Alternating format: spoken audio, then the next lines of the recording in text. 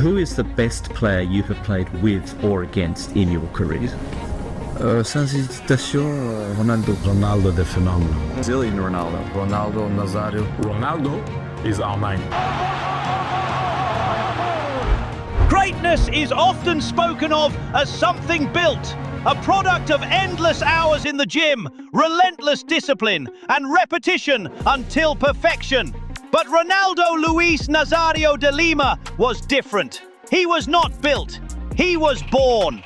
Those who saw him for the first time knew instantly. It was not just talent, it was not just skill, it was something else, a presence, an aura. Ronaldo was not a boy who played football, he was football itself. The story begins in Bento Ribeiro, a working-class neighborhood in Rio de Janeiro. A boy with crooked teeth, a mischievous smile, and a ball that never left his feet. He did not train like the others. He played.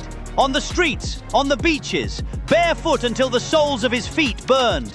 Every game was improvisation, every touch instinct. By 16, he was already different. By 17, the world was calling his name. Cruzeiro gave him his first stage, and he lit it on fire.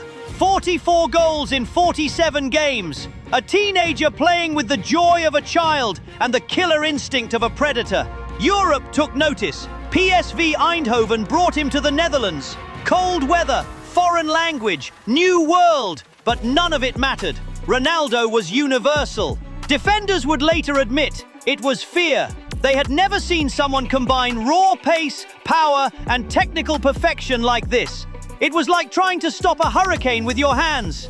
And then came Barcelona, the single greatest season of brilliance football has ever witnessed. 47 goals in 49 games. But the numbers don't tell the story. It was the way he did it. Picking the ball up in midfield, exploding past defenders, rounding goalkeepers with ease. Every game, a new miracle. Fans came to the stadium not to watch Barcelona win, but to watch Ronaldo breathe life into the sport. Every touch was theatre. Every sprint was chaos. And defenders? They were not opponents. They were victims. His teammates remember training sessions where he humiliated world-class defenders with a smile on his face. They say, he was not human. He was from another species. The truth is, Ronaldo made football look effortless. He did not need hours of drills. He needed only the ball, the grass, and his imagination. He was lightning, he was elegance, he was destruction, and he was only 20 years old. In 1996, Ronaldo won the FIFA World Player of the Year award, the youngest ever. The world had never seen anything like him. Commentators screamed, crowds gasped, defenders panicked. Even fellow professionals admitted, we stayed awake the night before, knowing we had to face him. The magic of Ronaldo Nazario was not just in what he did, it was in how he made people feel. When he touched the ball, stadiums inhaled. When he accelerated, hearts stopped. When he scored, the release was not just joy, it was disbelief. He reminded fans why they fell in love with football in the first place. Not for tactics, not for statistics, but for moments that felt eternal. In Valencia, he scored one of the greatest goals in history. Taking the ball in his own half, he brushed aside defenders as if they were children, slaloming through bodies before finishing with cold precision. It was not just a goal, it was art. It was violence and beauty in the same breath. Defenders shook their heads, coaches could not explain it, and fans cried tears of joy because they knew they were witnessing something that might never come again. But behind the brilliance was something more fragile. Ronaldo was joy personified, but joy is fleeting. Greatness that burns too brightly risks burning out. The fans saw the genius. They did not yet see the cost. That would come later. For now, Ronaldo was unstoppable. He was the phenomenon. Oh, fenomeno! Every generation has its chosen one. For the 1990s, it was Ronaldo Nazario. He was not just Brazil's golden boy, he was the world's obsession. Nike built campaigns around him. Kids shaved their heads to copy him. Commentators called him the Messiah of football. And he carried it all with a smile. Still the boy from Bento Ribeiro. Still the child who played barefoot on the streets. But fate is cruel. Even at the height of his rise, whispers began. Could his body handle the way he played? Could human knees endure this much violence, this much power? Those questions would be answered soon enough. But in this first act, Ronaldo Nazario was invincible. He was the storm, he was the joy, he was football. And that is why, decades later, people still cry when they watch him. Because in those moments, the sprint, the dribble, the finish, they remember what it felt like to believe in magic. In 1997, Ronaldo left Barcelona after just one season. It was a shock. The world's most electrifying player, already crowned FIFA World Player of the Year, was moving to Italy. Inter Milan paid a record fee. The San Siro waited. And when he arrived, a new chapter of football history began. Spain had admired him, but Italy feared him. Serie A was the fortress of defenders. Baresi, Maldini, Nesta, Cannavaro. The league where attackers were suffocated, where flair was often crushed by tactical discipline. Yet Ronaldo tore it apart. He ran at defenders who had built their reputations on being unbreakable, and he broke them. At Inter, he was unstoppable. The balance of a ballerina, the strength of a heavyweight, the speed of a sprinter. Commentators ran out of words. Fans ran out of breath. One opponent admitted, "When Ronaldo had the ball, I prayed." There were goals that seemed unfair. Dribbling past 5 defenders, leaving goalkeepers crawling, finishing with power and grace. He wasn't just beating teams, he was humiliating them. And Italy, the land of defense, bowed before him. In his first season, he scored 34 goals and won the Ballon d'Or. At 21 years old, he was already the best in the world. Teammates called him Il Fenomeno. Opponents called him unstoppable. Fans simply called him their hero. But greatness has a shadow, and Ronaldo's shadow was his body. The way he played was violent, not against others, but against himself. Every explosive sprint, every sudden cut, every impossible dribble strained his knees. They were not built for this. No human body was. The first warning came in 1999. A snap, a scream, a knee that bent the wrong way. The world froze. Ronaldo had ruptured his tendon. Months of recovery followed. Fans prayed. Doctors worked. Ronaldo suffered. But he came back, because that's who he was. In April 2000, he returned for the Coppa Italia final. The stadium roared. The hero was back. And then, tragedy. Within minutes, his knee shattered again. This time worse.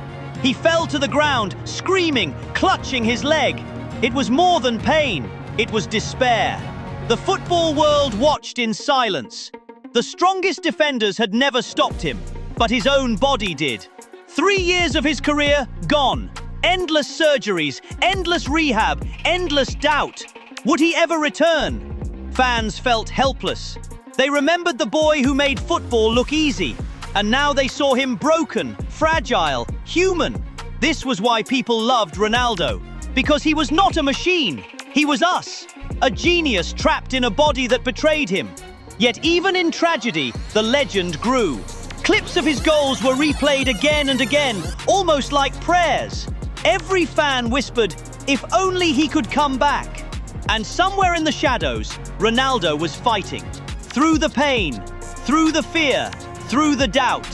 Inter Milan believed, Brazil believed, but above all, Ronaldo believed, because he knew that his story was not finished. Block 1 had shown us joy. Block 2 has shown us fear. Not of Ronaldo, but for him. The world feared they might lose their greatest gift too soon. But tragedy was not the end. There was one more act waiting, the resurrection. And it would come on the grandest stage of all, the World Cup. 3 years. That was how long Ronaldo Nazario lived in the shadows. 3 years of surgeries, of crutches, of endless hours in rehab rooms instead of stadiums. 3 years of questions. Would he ever walk properly again? Would he ever sprint again? Would he ever be Ronaldo again? Doctors said it was impossible. A degenerative knee, torn ligaments, shattered tendons. a body that had betrayed its genius. But Ronaldo was not just a player, he was a fighter. And though the world began to move on, Zidane rising in Madrid, Figo dazzling, young Ronaldinho emerging, Ronaldo never let go. Day by day, he rebuilt himself. Not as the boy wonder of Barcelona, not as the unstoppable force of Inter, but as something new, something hardened by suffering. He lost more than football during those years. He lost time. He lost trust in his own body. He lost the freedom to play without fear. And yet, when Brazil called for the 2002 World Cup, he answered. The world laughed. They said he was finished. They said he would never shine again. But Ronaldo had waited 3 years for this. He had lived in pain, in doubt, in silence. And now, on the biggest stage, he would rise again. Japan and South Korea, the first World Cup of the new millennium. For Brazil, it was redemption. For Ronaldo, it was resurrection. From the first game, he looked different. Not the boy of Barcelona, not the phenomenon of Inter, but a colder, sharper version. Every run was measured, every finish precise. He was no longer playing with reckless abandon. He was playing with destiny. Against Turkey, he scored. Against China, he scored again. Against Costa Rica, twice more. The goals flowed. The world blinked in disbelief. 8 goals in the tournament, each one a reminder the king had returned. And then came Yokohama, the final. Brazil against Germany. Oliver Kahn, the world's best goalkeeper, stood in his way. Kahn had been unbreakable all tournament, but Ronaldo had not come this far to stop now. First goal, a rebound, pounced on with predator's instinct. Second goal, a calm finish into the corner, as if destiny itself guided the ball. Brazil 2 to Germany 0. The World Cup was theirs. And Ronaldo, the broken boy, the fallen star, was once again the hero of the world. Golden Boot, World Cup champion. The boy who could barely walk now stood taller than ever. That night, millions cried. Not because Brazil had won, but because Ronaldo had won. It was not about football anymore. It was about hope. If he could come back from the brink, maybe anyone could. If he could suffer so deeply and still rise, maybe we all could. The image of Ronaldo lifting the trophy, his iconic haircut shining under the lights, is burned into history. It was not just victory, it was vindication. From tragedy to triumph, from tears to glory.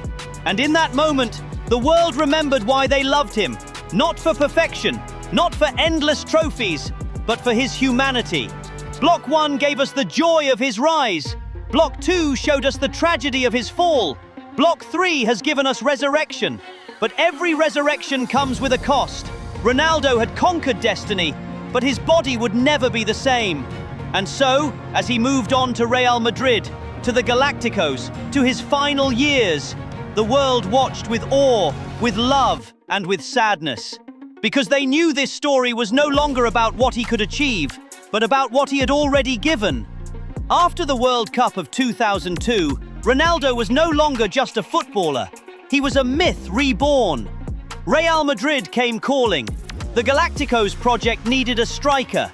And who better than the man who had risen from ashes? He joined Zidane, Figo, Beckham, Roberto Carlos. But even among the stars, he shone brightest. His debut at the Bernabeu was a fairy tale. Within minutes, he scored, then another. The crowd exploded. The broken boy was now the king of Madrid. Over the years, he delivered goals, titles, and unforgettable nights. But his body still whispered betrayal. Injuries haunted him. Weight issues followed. The explosiveness of Barcelona, the savagery of Inter, it was fading. Yet even diminished, Ronaldo was extraordinary. Because his genius was not in how fast he ran, but in how he understood the game. One touch, one glance, one finish. Fans did not just watch Ronaldo to see a goal, they watched him to feel, to remember the joy of football as children when nothing else mattered but the ball at your feet. And that is why, even as his body declined, the love only grew. In 2006, he scored his 15th World Cup goal, breaking the all-time record. Once again, on the grandest stage, he etched his name into eternity. But soon after, the curtain began to fall. AC Milan, Corinthians, final goals, final memories, final tears. In 2011, Ronaldo announced his retirement. Not with glory, but with honesty. His body had given up. His knees could no longer carry the genius inside him. And that is where his true legacy begins. Because Ronaldo Nazario was not remembered for perfection. He was remembered for fragility, for showing the world that even gods can bleed. He was Messi and Cristiano in one, many said. But unlike them, he broke. And because he broke, people loved him more. Why do people still cry when they watch him? Because he represents what football really is. Not numbers, not trophies, not records, but beauty, tragedy, and humanity. Every goal he scored felt like a gift stolen from fate. Every injury felt like a wound shared by millions. Every comeback felt like hope itself. When Ronaldo played, defenders trembled, fans wept, and history paused. He was not just part of football, he was football.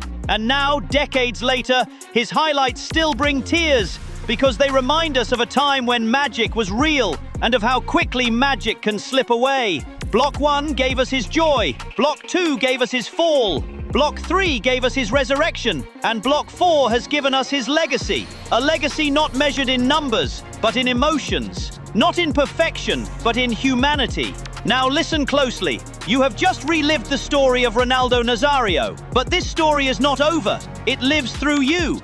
Every tear, every memory, every debate keeps his legacy alive. So tell us now, which moment of his journey moved you the most? And which story should we bring to life next? Write your answer below. Argue, debate, prove your point, just as legends did on the pitch. And if you want to be part of the next story, subscribe to Kicksplosion_TV, because another unforgettable tale is already on its way. Football is not just a game, it is hope, it is pain, it is memory. And here, we make sure you never forget it.